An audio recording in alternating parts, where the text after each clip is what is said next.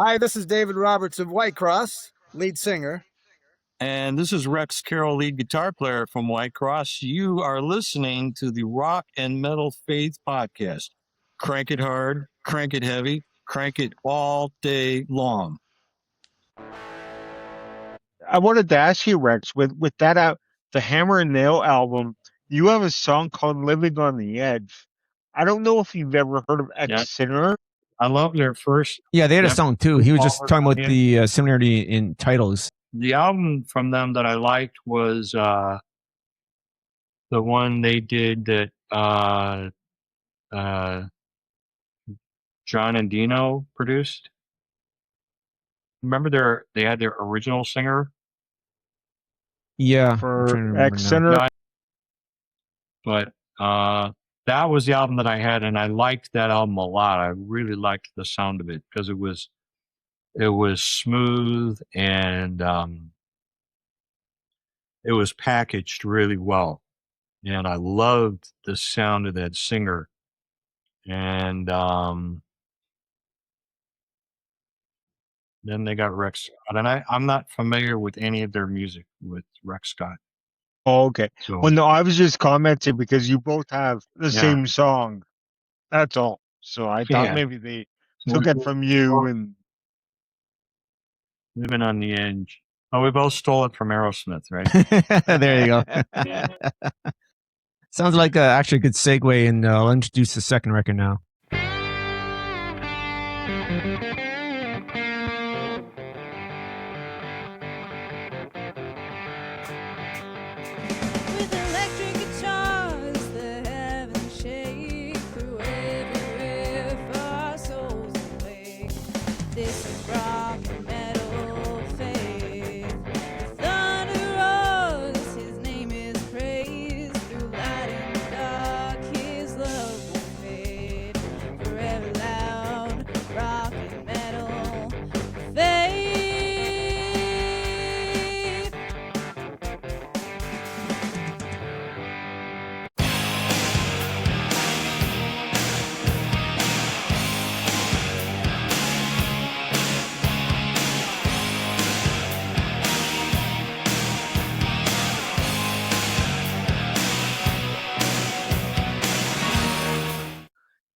Welcome back to the Rock and Metal Faith Podcast. It's all about the classic Christian rock, the new, and as well as the classics.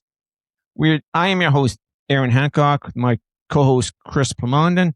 And we're joined once again with Rex Carroll of Whitecross. We're continuing our Whitecross album series, and we get to talk to the artist himself as we talk about Hammer and Nail. How you doing, Rex?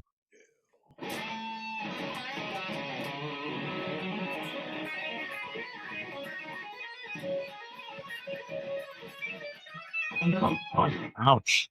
That hurts. Yeah, don't hurt yourself doing that, man.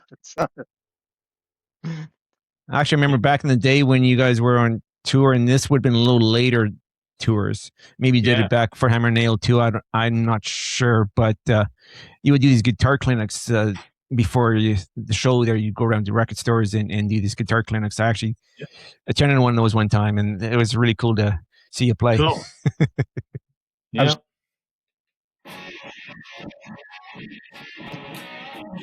I'm glad Christian guitarists don't pick up their guitars and destroy it anymore. That's because they don't have the budget for it. What? No, can't afford. You can't afford to destroy a guitar. Yeah, don't have the budget for that.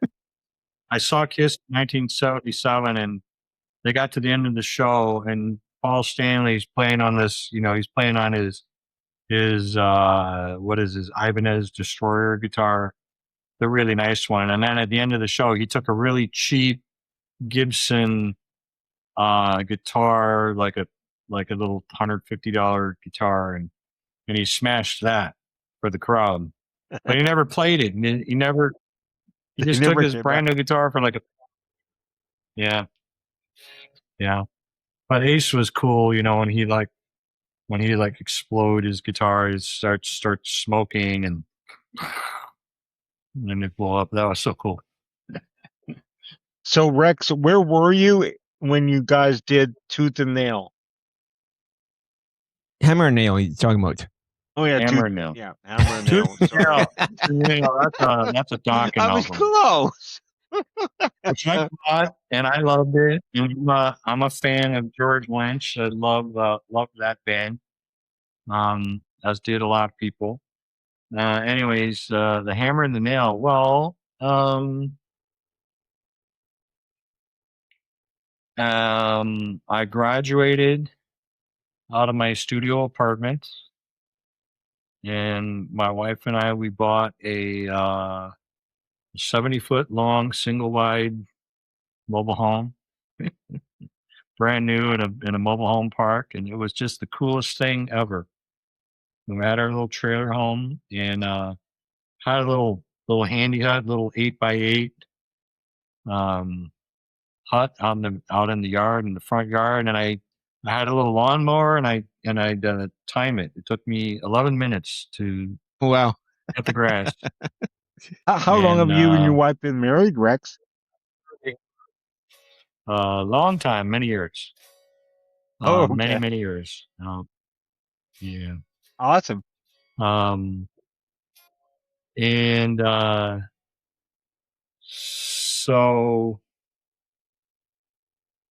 we started doing a lot of merch. So we had a Chevy van, like it was a 1/2 ton or 3/4 ton van, and we had a trailer that had all of our gear in there, and so we had a lot of merch. And I remember, so in the mobile home, the arrangement is you walk in. Most trailers are similar to this. You walk in the front door in the middle.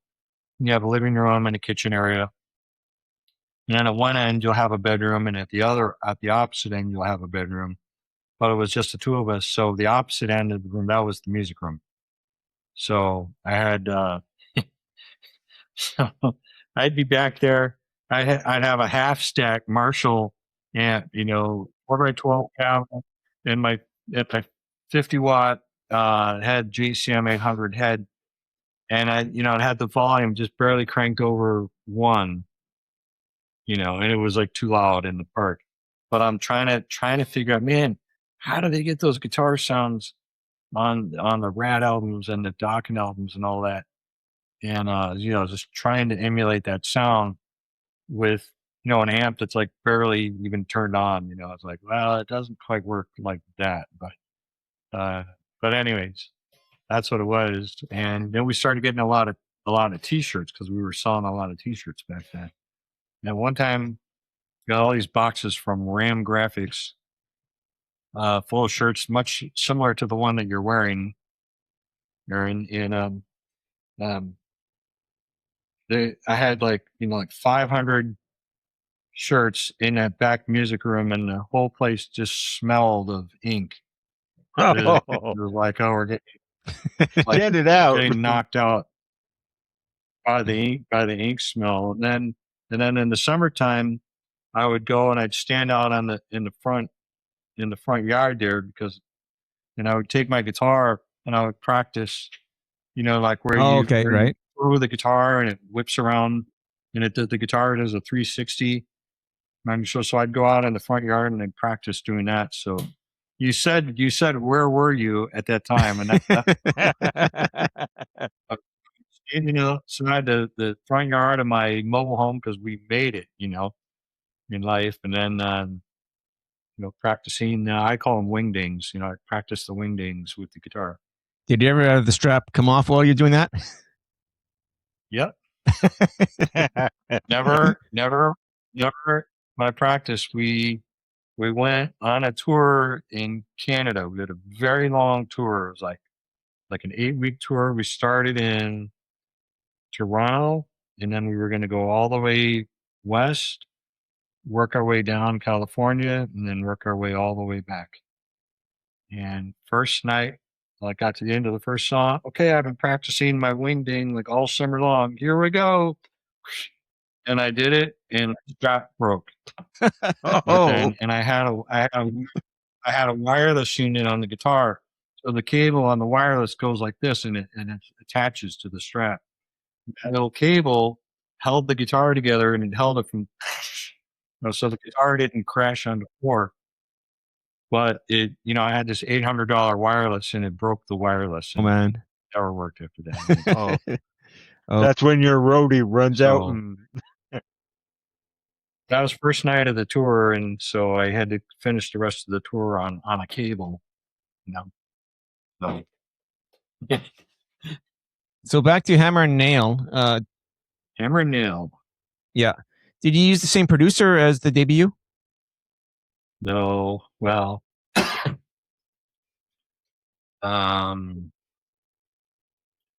so the first album, it has Caesar Kalinowski is listed as a producer. I don't remember if my name is listed or not. I think probably not.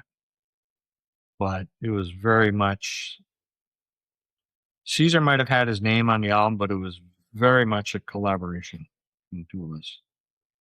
Now on the second album, I think from second album, third album was myself as the producer, I think.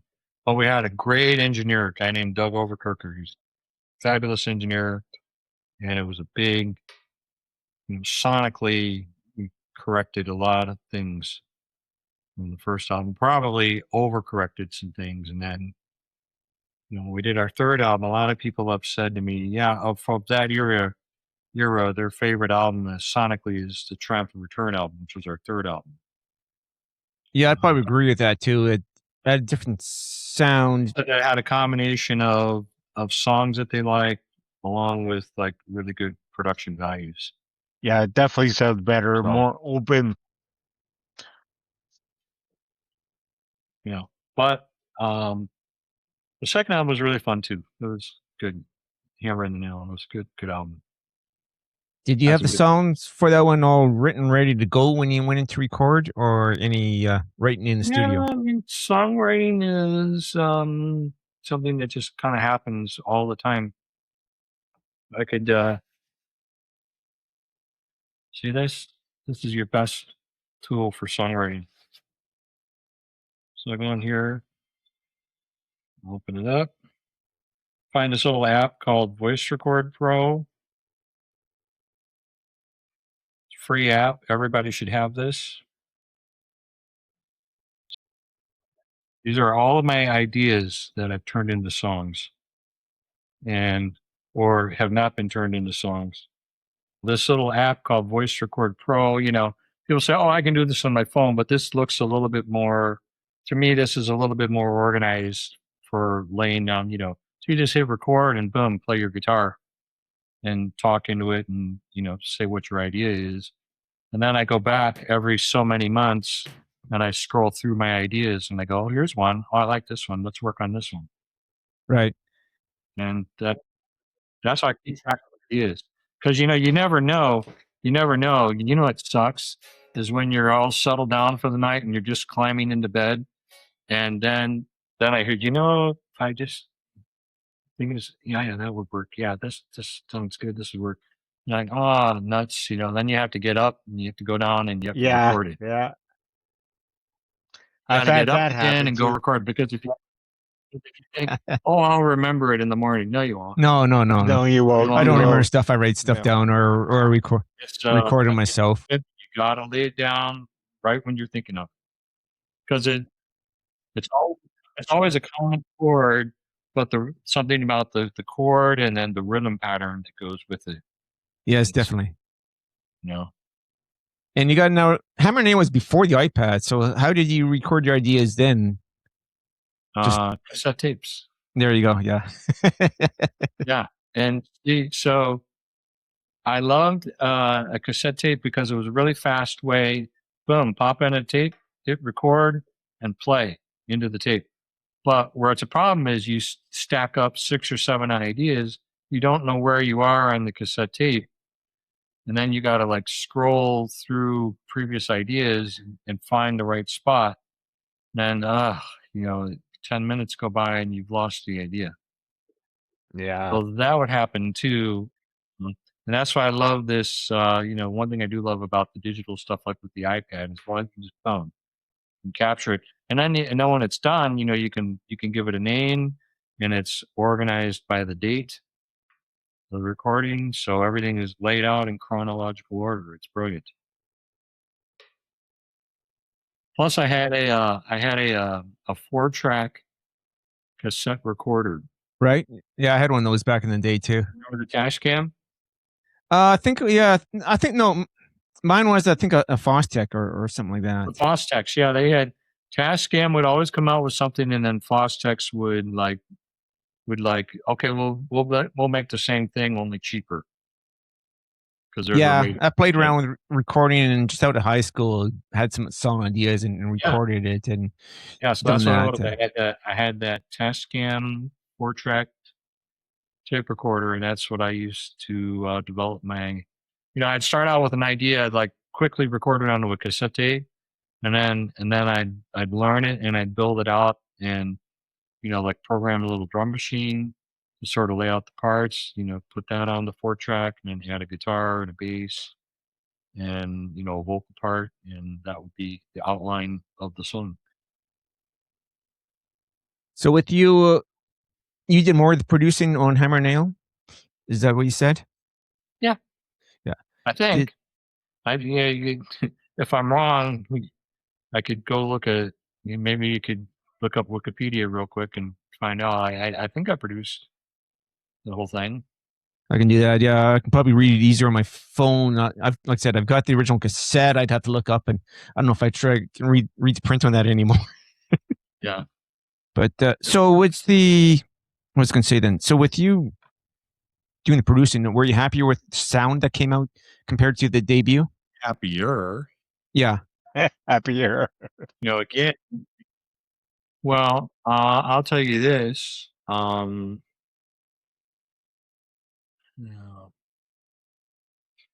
First record I made, First Heart album for Atlantic, and Chris Lord-Alge was the engineer and the producer. And I asked him a technical question. I was like just looking at all the gear in the rack. I pointed at an SPX 90 effects processor and said, "What's this?" He said, "It's an SPX 90. And I'm like, "Yeah, okay, thanks. Well, what does it do?" He said, "Well, you turn it on and it works." And he used a couple of additional, more colorful language. In other words, you don't have any standing to talk to me about technical things, and it's not my job to talk technical with you, so I'm not going to.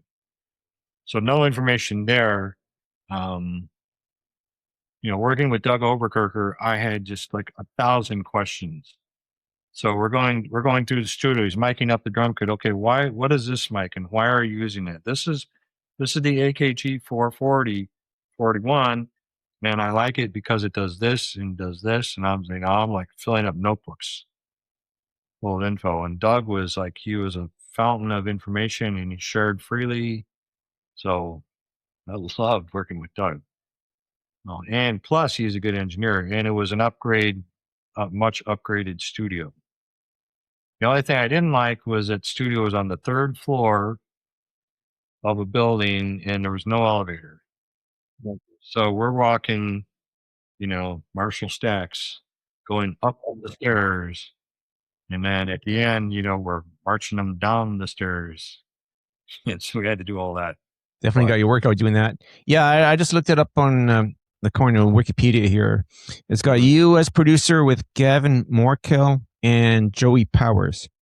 Yes, Gavin Morkel was he was our manager. He became our manager at that point, and he was the guy that I told you in that previous story at the label. He was vice president at Pure Metal, and Gavin wanted to sign us, and the other guy at the label said, "Well, I'll let you sign your little rock band," because he didn't care. Rainy now, he didn't care. So Gavin was the executive producer. I was the producer. And then Joey Powers, he owned the studio that we recorded at.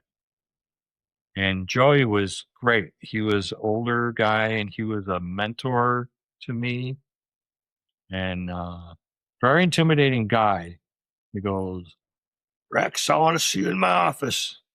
I'm like, oh no, what did I do? What did somebody say something? Did we break some gear or something? Oh no, what's wrong? What's wrong? I'm thinking through all the things in my head. I go in there in his office. He goes, I don't know what you're doing, but people love this, and I love it too. And then I'm like, oh, yeah, so it's okay. So then he would start, talking to me and it's telling me, he told me all about his life because he had been an entertainer. He was a crooner in the 50s and the 60s. He was a singer. He had a couple minor hits on the radio, and then he got the studio when he owned the studio business. He told me all about the business, and he told me so many things about, this is the way the music business works, and just taught me a lot about life. And God bless Joey. Great guy. So yeah, I think that was the same arrangement on the Triumphant Return album as well. Okay. Same producers in the studio? Yeah, I was producing. Gavin was executive producer, and the function of a producer is hands-on control of the session. If there's any disagreement, is well, I'm ready to play my bass track now. Well, we need to work on this drum sound some more. Okay, well, the producer will decide. The producer job is, my job is to deliver the album from start to finish. So I have a schedule, I have an agenda. It's kind of like the film director, I have a series of shots that I need to get done today, and I have to use the daylight accordingly, right? Same thing, I have, between now and this time to deliver the album on time and on budget, without going over budget, and so, I was great. I love that. I love managing a project like that. The executive producer just kind of keeps an eye on the budget, basically, and he kind of keeps tabs on the producer, but kind of hands off, like, hey, Rex, how did it go today?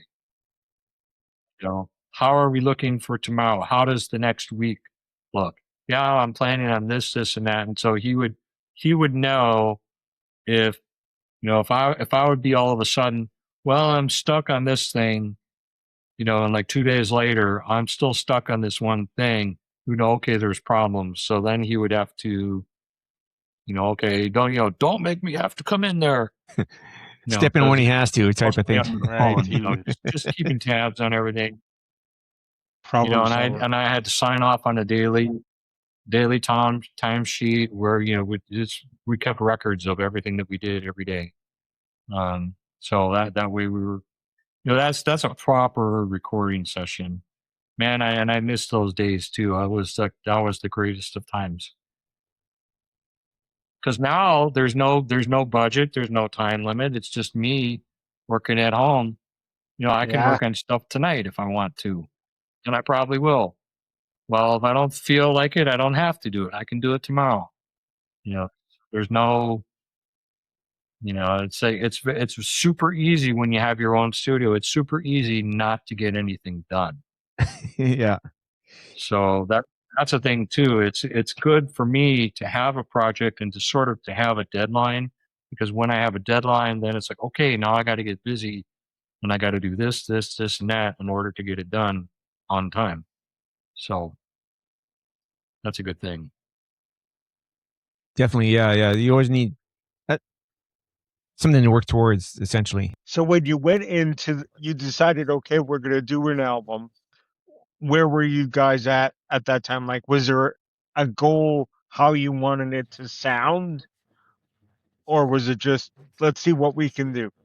Both.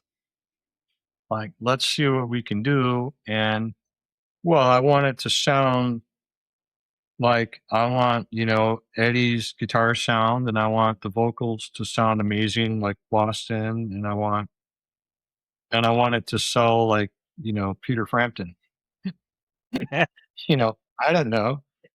And I want the cover photo to make us look pretty, and glamorous like Striper, but that was never going to happen.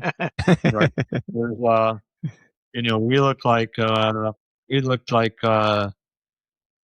like they Yeah, instead the cover just came. rock and roll angels. They mixed up a stew and they created Striper, and then they took. They looked beautiful and glamorous, and then they took all the leftover bits and they said, "Well, what can you make out of these leftovers?" Well, not very much, but we can sort of cobble together this little group here, and that would be Whitecross. That was our visual image. So, You and Ken just did a song. You and Michael should do a song now. yeah. Well, I know Michael's sweet, but I don't know him that well. We're just more like he knows who I am. I know who he is. We've talked a little bit, a couple times on occasion, but we don't really have that kind of relationship. But like I said, Kenny has been my friend for decades, and that so was just awesome. Logical time. Yeah. So we're working on some more stuff now. That sounds good. Let's get your thoughts on a few of the tracks then from Hammer Nail. We talked a little bit about Living on the Edge. What about When the Walls Tumble Down? Any thoughts on that one?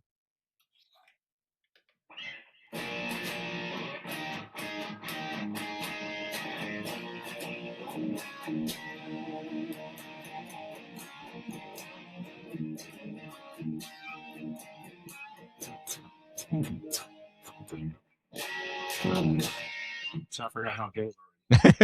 Wow. I'm wondering if you remember these old songs.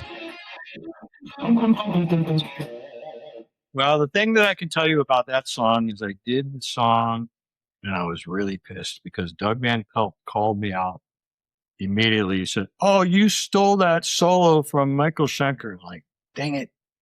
How did you know? Because he's a Schenker fan and I'm a Schenker fan. And like, yeah, I did. I kind of did.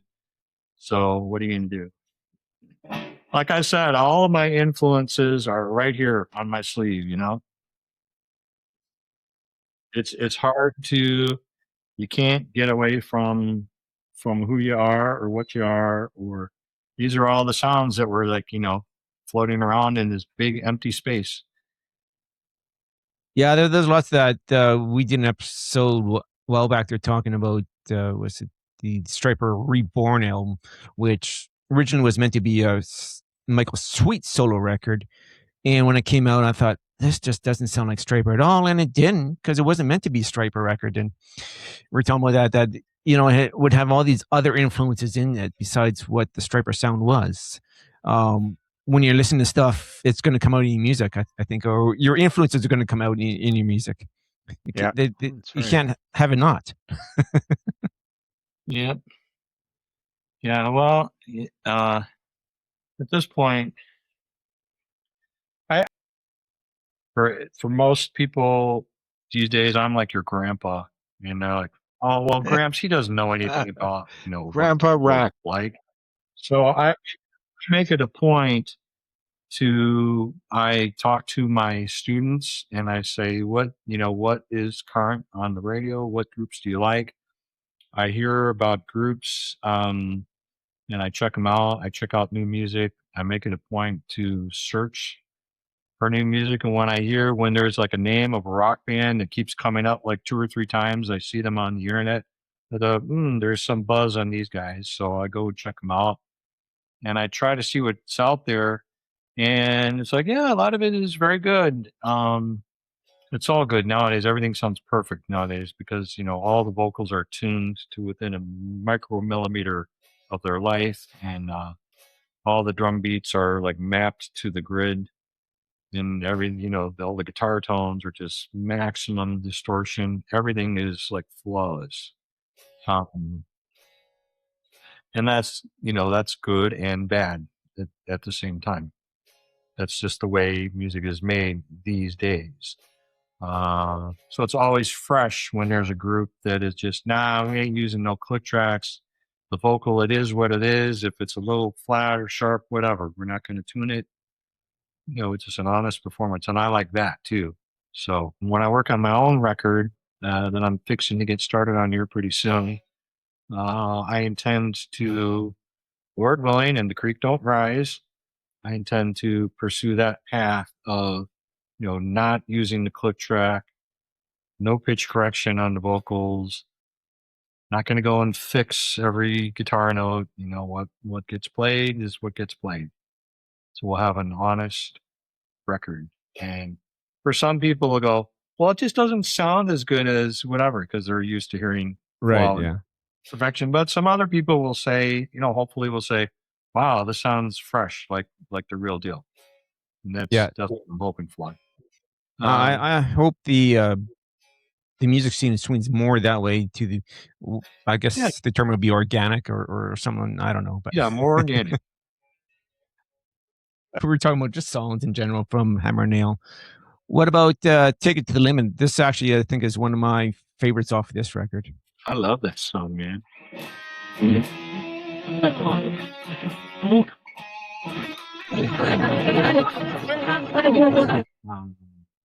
I practice that song, but there's things, some of these songs, like Take It to the Limit is one of these songs that, like, 40 years after the fact, and I still find little things. Man, if I could just try to, there it is.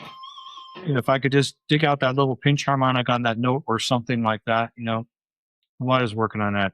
I can tell you a story about that song. Sure, go ahead. I'll condense it because I know I get very long-winded. We were just pretty much at the end of the record. We're already doing the mixes in that song, and I was afraid of that song because I knew what I needed to do was something fast and furious. It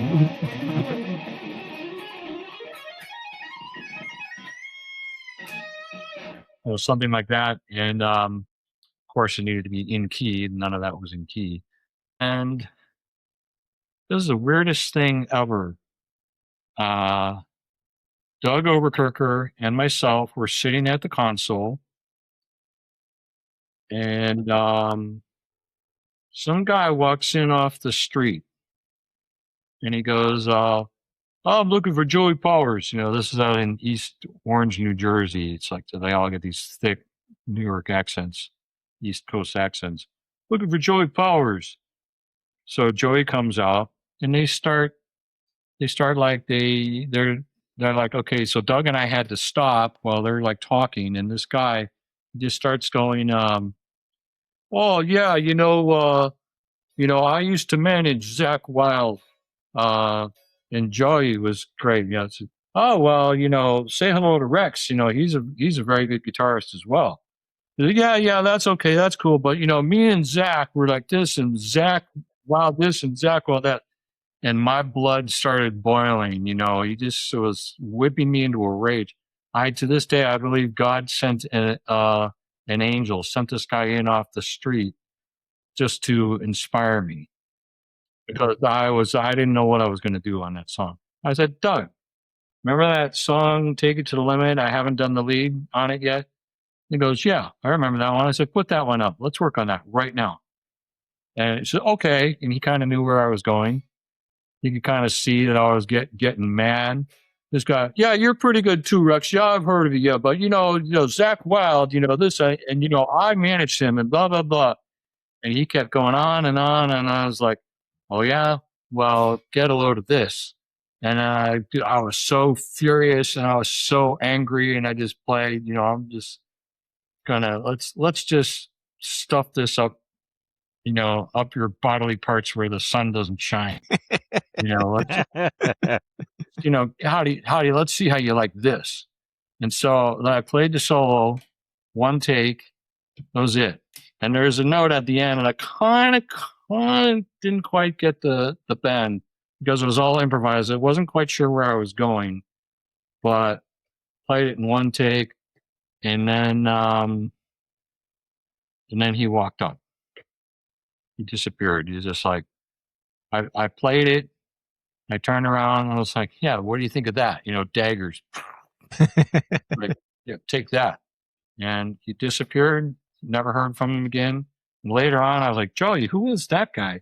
He goes, I don't know, man. That's some guy I met like a long time ago. I never heard from him. And just years go by, and then he just happens to walk in the door like today. Like, okay, well, that was a God thing. You never know. It could have been. Yeah. Wow. I just have always taken it that way because it gave me the inspiration that I needed at the time. You know, Right. you can produce, you know, where do solos come from? Maybe from moments of extreme joy or maybe from extreme anger. There Both you are go. useful. I felt like that, you know, many times you had a bad day, you're angry, you're frustrated. I want to go home and bang with some thrash metal song or something like that. Yeah. You know? So that's what happened on that song. Good. What about Walk With Me? Was that another Yes, that's awesome. Scott Winslow? No. That was I think that was just a full collaboration between myself and Scotty. Okay. Because I remember I had done those chords. You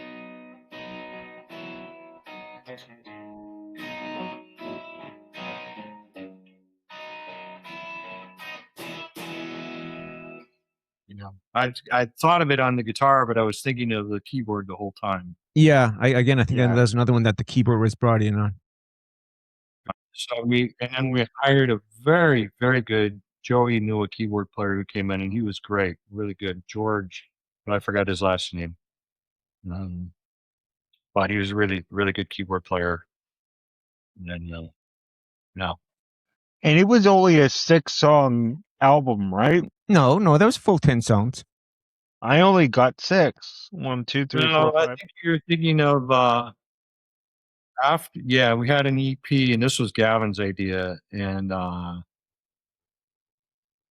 Gavin said, "Let's do an EP, 2 new songs." Okay, great. So he sold it to me as a single, and there's this studio in East Orange, New Jersey. You try it out. If you like the studio, then you can record your upcoming album, which turned out to be Hammer and Nail. We did this. We did these 2 songs, and then Pure Metal, they released it. Whitecross, what do they call it? The 898 EP. Something like that. Yes. I Yeah. was furious. I was, Gavin, you slide dog. How could you do this? They put It was an it's EP. a song EP because 2 new songs plus 2 songs from the first album. There weren't remixed, no nothing, no improvements or anything. Just a way to force you to pay, you know, like $9 for 2 new songs. And furthermore, the whole thing was predicated on that Metallica thing, the 698 EP. And I'm like, dare you? You know, it's like at least Metallica gave you an actual like new songs or previously unreleased songs, whatever it was. I actually never bought a copy of that Metallica thing, but I had seen it, you know, at the record.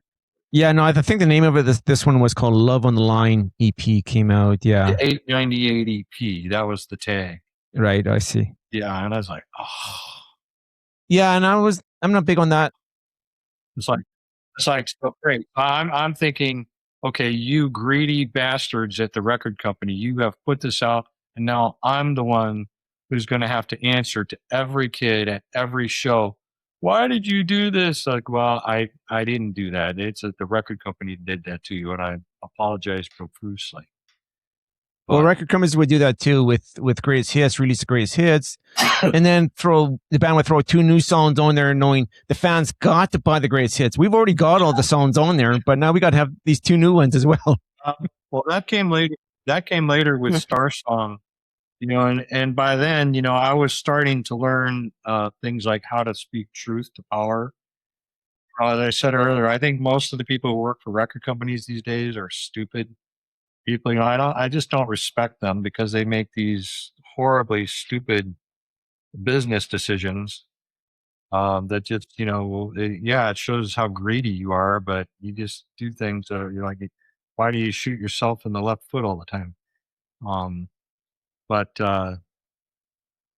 Yeah, so Star Song and Jeff Mosley said, "Oh yeah, we're gonna do a greatest hits on you," and I launched into it right away. I said, people hate greatest hits. Why do you gotta buy a whole new album just to get like one or two new songs? Yeah. That's you're stealing money from people. He says, "No, you're wrong," and he was actually right. He was correct. So you're wrong, Rex, because they had Petra album. So we did their studio albums, but their greatest hits albums by far completely outsell any of the studio albums. And people liked greatest hits. If they didn't like them, they wouldn't buy them. That's right. Exactly. Yeah. So here's the thing. I worked for the post office for a little while during times of no money. They had this trashy the local neighborhood flyer that comes from the grocery store. You probably get them in the mail. I said to the postmaster, "Why do you put this trash out?" He said, because they pay us. Yeah. That we're making money to put that out. So, well, why are they putting out? It's garbage. I said, no, they wouldn't put them out. They wouldn't spend the money if people weren't responding to the ads. Yeah, exactly. Like greatest hits albums are the same way. Well, if people like it, they're buying it. That's right. And people vote with their pocketbook. If they don't like it, if you put out a greatest hits and nobody buys it, then you start to think, well, maybe that wasn't such a great idea. But it turns out that people do like it. Well, back to Hammer and Nail, and then we talk about actually one of my favorite old time songs, actually, Because of Jesus. It's a great That's riff, a great simple. song. Yeah. I think it was effective riff.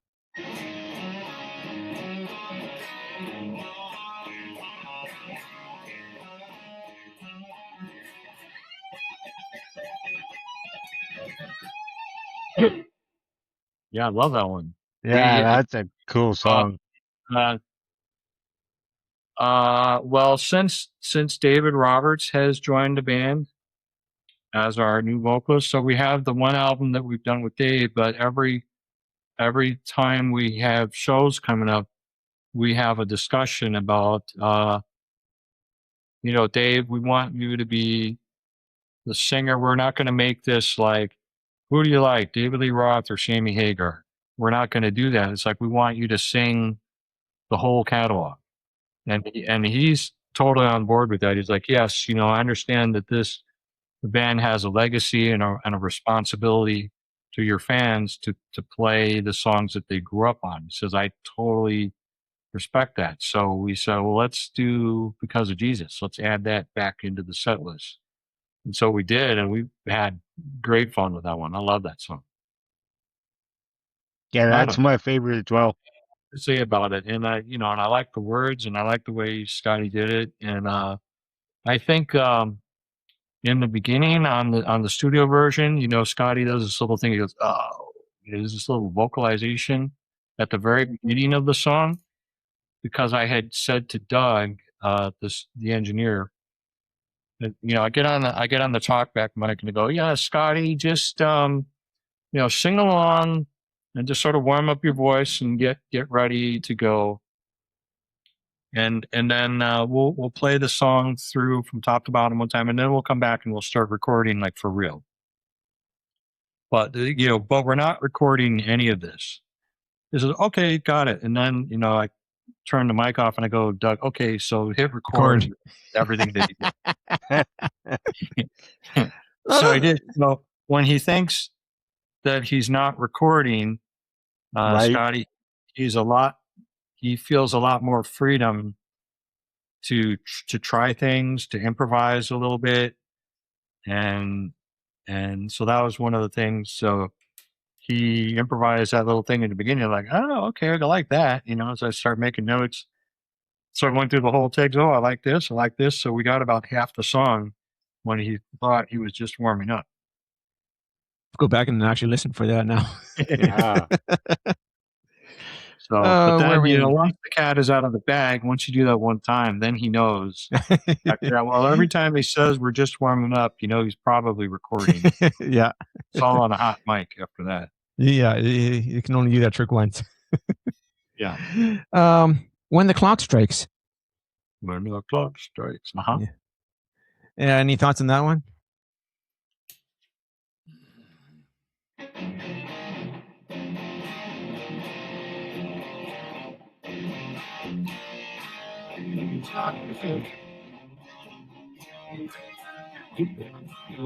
Like that, right?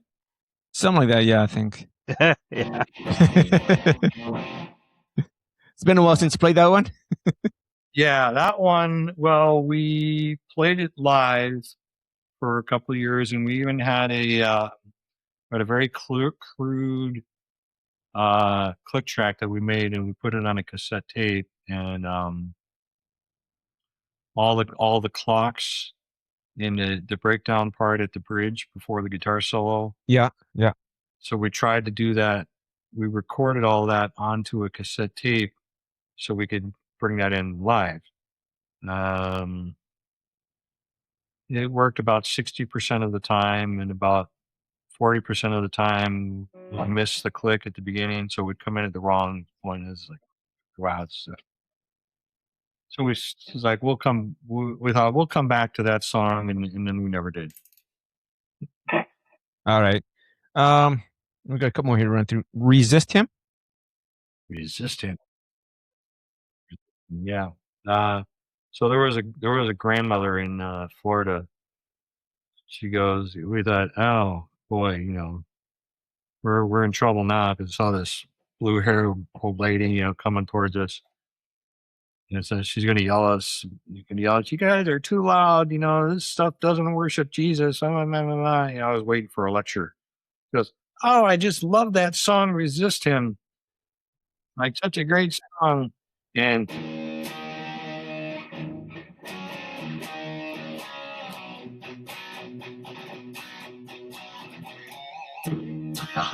so I was only wrapped up in the little things like, yeah, let me do this little double rhythm thing there. You have some really cool riffs. Because that's what JP would have done.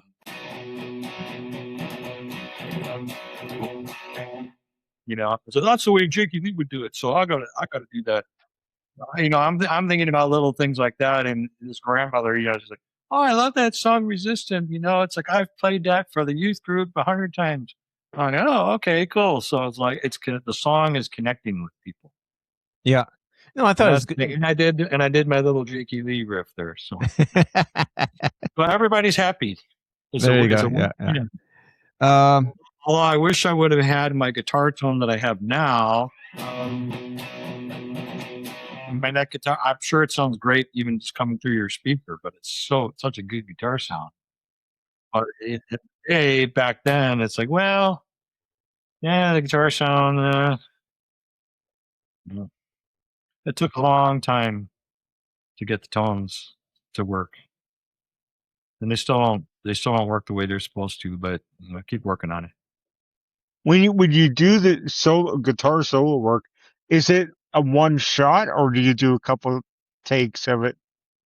It always starts with the mental thinking, oh yeah, I'm going to knock this down in 1 or 2 takes. And then I'm there for like 3 days working through it. If I get this riff and then I go into this riff. And so it ends up being like, I end up over producing myself. Back when digital recording became a thing and we started making music on the computer. Yeah. And I realized that, oh my God, I can do unlimited takes. So I would stack up like 50 different takes of the guitar solo. Oh, no problem. I'll go through and I'll pick out the best parts of each one. It would take 2 months to edit like an 8-bar guitar solo. And I just, wow. I realized you can't do that. It doesn't work. It's not real. It's like, and you're not, and the end result that you're getting, oh, well, it should be like 2 months of work better, right? It's like, no, it's just different. So whatever you can do in like a 2-hour session is fine. Couple of songs to finish up here. Living in a Lost World. Any thoughts on that? No, I just remember that Mark Heddle wrote some of the words on that. That was cool. Right. Participation all the way around. Then that brings us to the last one here. Top the World. And actually, as I was listening to that, did you do the solo with a slide for that one? Yeah, I did. Yeah. That's what I thought. That's what it sounded like. That.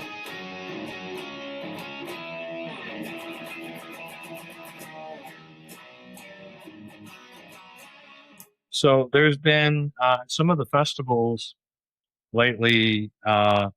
People have been having this thing. Can you play acoustically? Can you do an acoustic set? Like, we want you to play on the main stage, and then we want you to go in the side tent and play an acoustic set. So we've been doing Top of the World as an acoustic. Okay. That would be worked out cool. That would be so something. And then we realized that, wow, you could take any song from the catalog and just do it acoustically, and it'll be really different. Because of Jesus, that song, we've also done that one acoustically as well. Oh, that'd be interesting.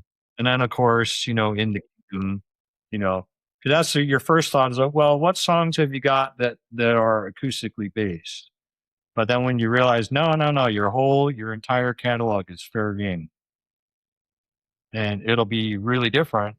But it's really fun to try it out and see how it goes. Right.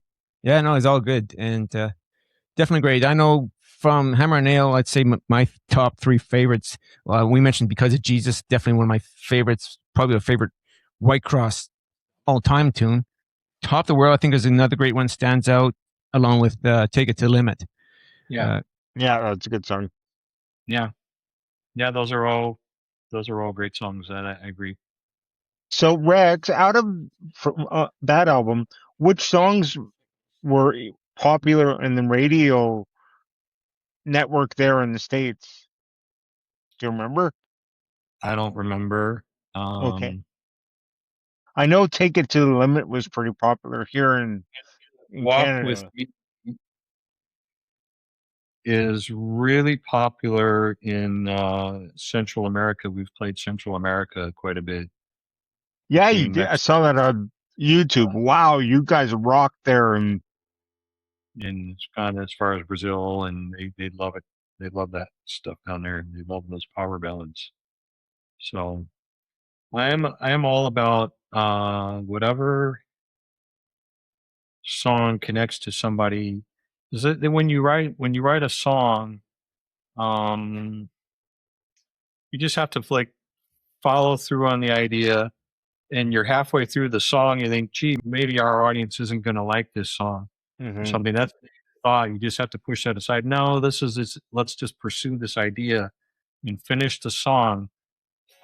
Every song that you write may or may not make it to the final cut of the album, final version of the album, but do each song, because it's like, well, if it's my personal favorite or if it's not my personal favorite, if it's going to speak to somebody. And indeed, over the years, I've gotten everything from snail mail back in the day to emails and comments and personal messages. People, this song really changed my life. So, and you never know. So, are there songs that you've written now that you look back and say, maybe I want to reintroduce it? Yeah, we've talked about that.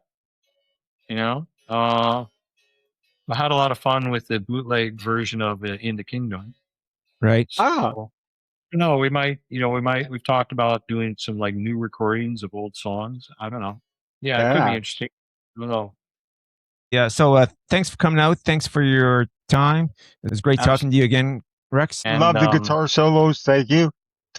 You're welcome. I've enjoyed sharing some of these like little quirky things that happened in the studio along the way and stuff. That's fun. Yes, thank you. I think our audience will enjoy that inner look at what happens in the studio. Right. Let's do it again in 6 or 12 months, and let's check in again. See you later. Stay safe, All right. man. All right. We'll see you. Bye bye.